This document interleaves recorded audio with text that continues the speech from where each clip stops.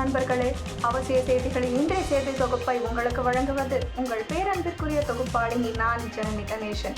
இன்றைய முக்கிய செய்திகளின் தொகுப்பை பார்க்கலாம். 5000 டாஸ்மாக் கடைகளில் முதல்வர் ஸ்டாலின் போட்டோ மாட்டப்படும், போராட்டம் தேதி சொல்லாமல் நடத்தப்படும் என்று தமிழக பாஜக தலைவர் அண்ணாமலை அறிவித்துள்ளார். 1000 கோடி ரூபாய் டாஸ்மாக் ஊழல் எதிர்த்து நடப்பதாக அறிவிக்கப்பட்ட போராட்டத்துக்கு முன்பே அண்ணாமலை உள்ளிட்ட பாஜக தலைவர்கள் கைது செய்யப்பட்டது கண்டிக்கத்தக்கது என கூறியுள்ள பாமக தலைவர் அன்புமணி, 1000 கோடி ரூபாய் டாஸ்மாக் ஊழல் குறித்து சிபிஐ விசாரணைக்கு ஆணையிட வேண்டும் என்று வலியுறுத்தியுள்ளார். டாஸ்மாக் நிறுவனத்தில் ஊழலை கண்டித்து பாஜக நடத்தும் போராட்டத்தை வரவேற்பதாக விடுதலை சிறுத்தை கட்சி தலைவர் திருமாவளவன் தெரிவித்துள்ளார். நாங்கள் ஒற்றுமையாக தான் இருக்கிறோம், எங்களை யாராலும் பிரிக்க முடியாது என முன்னாள் அமைச்சர் செங்கோட்டையன் குறித்து நிருபர்கள் எழுப்பிய கேள்விக்கு இபிஎஸ் பதிலளித்தார். தமிழக மக்கள் மீது மத்திய அரசுக்கு உண்மையான அக்கறை இருக்கும் எனில் டாஸ்மாக் முறைகேடு விவகாரத்தில் மேல் நடவடிக்கை எடுக்க வேண்டும் என்று தமிழக வெற்றி கழகம் வலியுறுத்தியுள்ளது. இது குறித்த கேள்விக்கு காட்டமாக பதிலளித்துள்ள தமிழக பாஜக தலைவர் அண்ணாமலை, ஸ்கூல் பசங்க மாதிரி டிவிக்கு அரசியல் செய்வாங்க, சினிமா ஷூட்டிங்ல உட்கார்ந்துகிட்டு பாட்டு பாடிட்டு நடிகைகள் இடுப்ப கிள்ளிக்கிட்டு அறிக்கை வெளியிட்டு அரசியல் செய்கிறார் Vijay, work from home politics செய்கிறார் விஜய் என்று கடுமையாக சாடியுள்ளார்.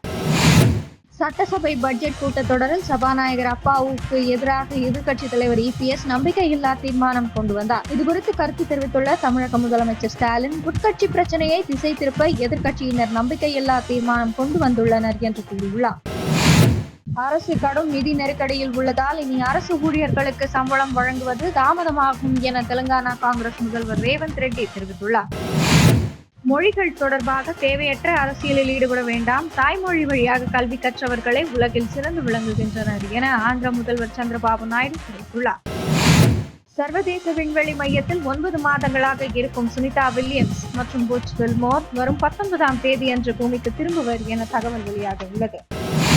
போப் பிரான்சிஸ் உடல் நலம் தேறிய நிலையில் தேவாலயத்தில் நடந்த திருப்பலி நிகழ்ச்சியில் பங்கேற்ற படத்தை வாட்டிகன் வெளியிட்டுள்ளது. கடந்த பிப்ரவரி 14ஆம் தேதி அன்று ரோமில் உள்ள அகஸ்டினோ ஜெமிலி மருத்துவமனையில் அனுமதிக்கப்பட்டார். அங்கு அவருக்கு தீவிர சிகிச்சை அளிக்கப்பட்டது. முதலில் அவர் கவலைக்கிடமாக இருப்பதாக டாக்டர்கள் தெரிவித்தனர். பின்னர் அவரது உடல்நிலை முன்னேற்றம் கண்டு வருகிறது என்று டாக்டர்கள் கூறினர். தற்போது போப் பிரான்சிஸ் உடல்நலம் தேறியுள்ளார். அவர் ஜெமிலி பாலிகிளினிக்கில் உள்ள தேவாலயத்தில் நடந்த திருப்பலி நிகழ்ச்சியில் பங்கேற்றுள்ளார். இந்த புகைப்படத்தை வாட்டிகன் வெளியிட்டுள்ளது. அவர் உடல்நலம் பாதிக்கப்பட்ட பிறகு தற்போதுதான் முதல் படம் வெளியாகியுள்ளது. படத்தில் போப் பிரான்சிஸ் ஊதா நிற சால்வை அணிந்து தேவாலயத்தில் சக்கர நாற்காலியில் அமர்ந்திருக்கிறார். இத்துடன் இன்றைய முக்கிய செய்திகள் நிறைவடைந்தன. மறக்காமல் சேனலை சப்ஸ்கிரைப் செய்வதுடன் அனைவருடனும் பகிருங்கள்.